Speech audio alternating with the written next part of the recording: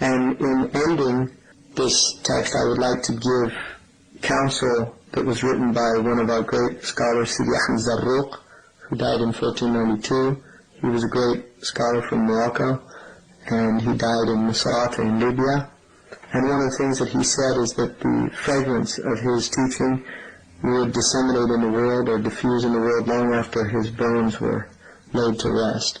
And so it's one of his really karamat or saintly miracles that his teaching is still affecting us and influencing us.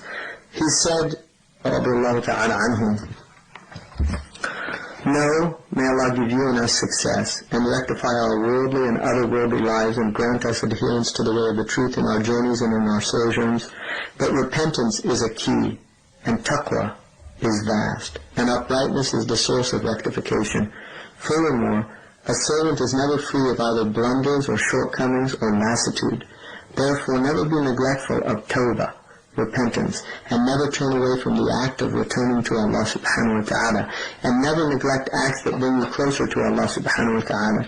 Indeed, every time one of these three occurs, repent and return. Every time that you make a mistake, listen and obey. Any time you display shortcomings or show lack of enthusiasm, don't desist in your efforts. Let your main concern be to remove from your outer state anything that is displeasing, and then maintain its outward state through continuous counsel.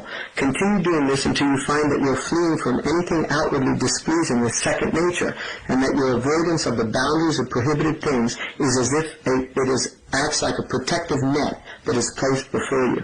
At this point, it is time to turn inward toward your heart's presence and to its reality with both reflection and remembrance. Don't hasten the end result before you have completed the beginning, but likewise, don't begin without looking toward the end result. This is so because the one who seeks the outset at the end loses providential care, and the one who seeks the end at the outset loses providential guidance. Act in accordance with principles and the appropriate legal rulings, and not in accordance with stories and fantasies. Don't even consider stories of how things went with others, except as a tonic to strengthen your resolve. Certainly not as a reference based upon their outward forms or what they seem to be telling us. In all of this, depend upon a clear path you can refer to and a foundation that you can depend upon in all of your states. The best of these is the path of Ibn Ata'illah, given that in it is a clear direction to Allah. Do not take from others' words unless it is in accordance with your own path, but submit to their implications if you desire realization. Avoid all forms of vain and foul speech to your absolute utmost. Put aside anything that you cannot discern its benefit immediately. Beware of being extremely hard on yourself before you have obtained a mastery over it, but also beware of being too lax with it in anything that concerns sacred rulings. This is because it is constantly fleeing from moderation in everything, and it inclines towards extremism in both matters of deviance and guidance. To repeat, this is so because it is constantly fleeing from moderation in everything, and it inclines towards extremism in both matters of deviance and guidance. So just to stop and look, this is extremely important because what the Sheikh is telling us is that the nature of the self is extremism, and he's telling us to be aware of this in both good deeds and in foul deeds, in both obedience to Allah subhanahu wa ta'ala and disobedience to Allah subhanahu wa ta'ala. So he's telling us, beware of being extremely hard on yourself before you have obtained a mastery over it, but also beware of being too lax with it in anything that concerns sacred rulings.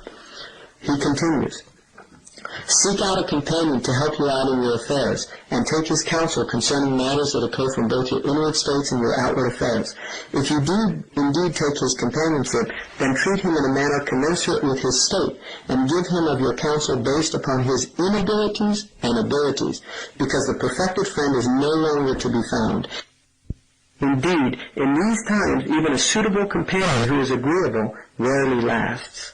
And beware of the majority of people in matters that concern your religious and your worldly states, unless you have ascertained he has some sound relationship with his Lord based upon a knowledge that is free of his caprice or love of leadership, and a sound intellect free of the pitfalls of hidden agendas. Do not be heedless of the machinations of others or their hidden states.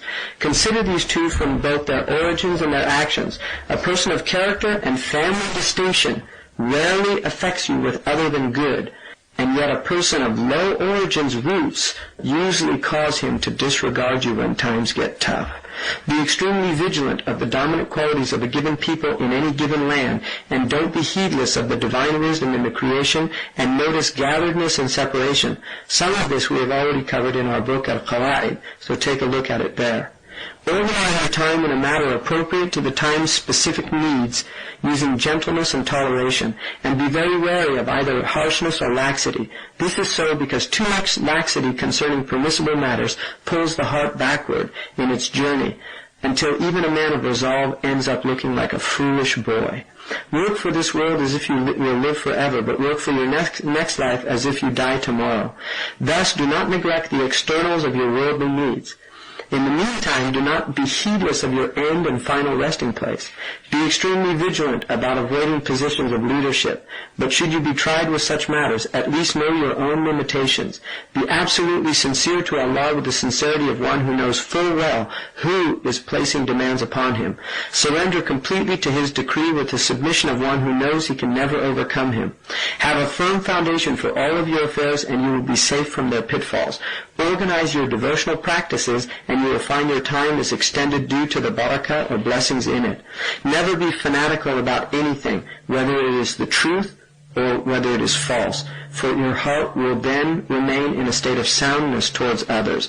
Never claim anything you are entitled to, not to mention what you are not entitled to, and you will be safe from tricks and treachery.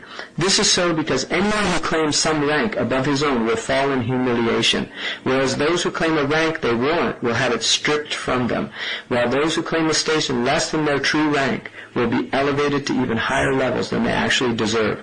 Never give your companion anything of your state other than what his own state warrants. This is so because if you go down to his level, he will show you contempt, whereas if you attempt to raise him up to your level, he will abandon you. Never demand a right from anyone, whether an intimate or a stranger. The reason for this is a stranger in reality owes you nothing, and someone close to you is too precious to direct your blame to him. Never assume that anyone in this world can really understand your circumstances other than from the perspective of his own circumstances. This is so because in reality, everyone only sees things in accordance with their frames of reference and their personal path. However, when aims, purposes, and aspirations are similar, people tend to work together toward a common goal. Never belittle any talk that involves absent people, even if there is no harm in it, due to the possibility of harm entering into it. Guard your secrets even if you feel safe with someone, because the one you divulge your secret to is not a safer place than your own heart from whence it emanated. Never leave an atom's weight of your regular devotional practice. Never be lenient with yourself in either lax times or times of high resolve. Indeed, should you miss some of your practice in a given time, redress it in another time. If you are not able to do your usual practice, at least occupy yourself with something else similar. Never obey your ego, even for a moment, nor believe any of its claims, no matter what it tells you. Be vigilant about your resolve in all of your affairs to your utmost. In fact, should you resolve to do something, then do it immediately before the resolve wanes. Examine your soul constantly in matters that you are obliged to do or are needed to be done. Anything you are in no need of doing, leave it, even if it is something that is recommended. That means not involving yourself in anything other than absolutely necessary things and real discernible needs.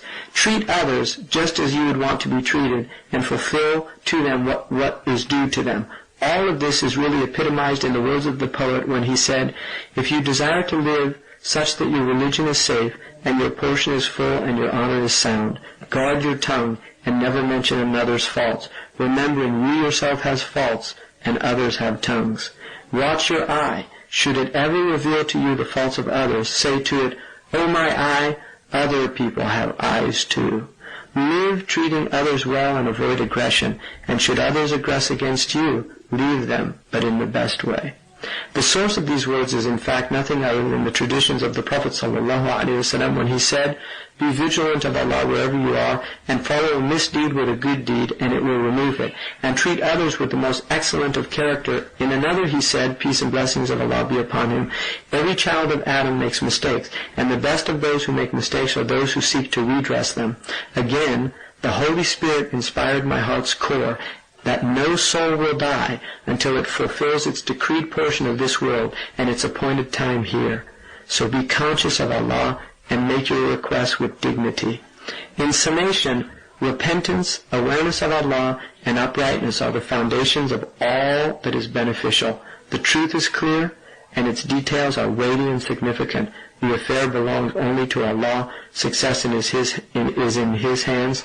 Assalamu alaikum. Peace.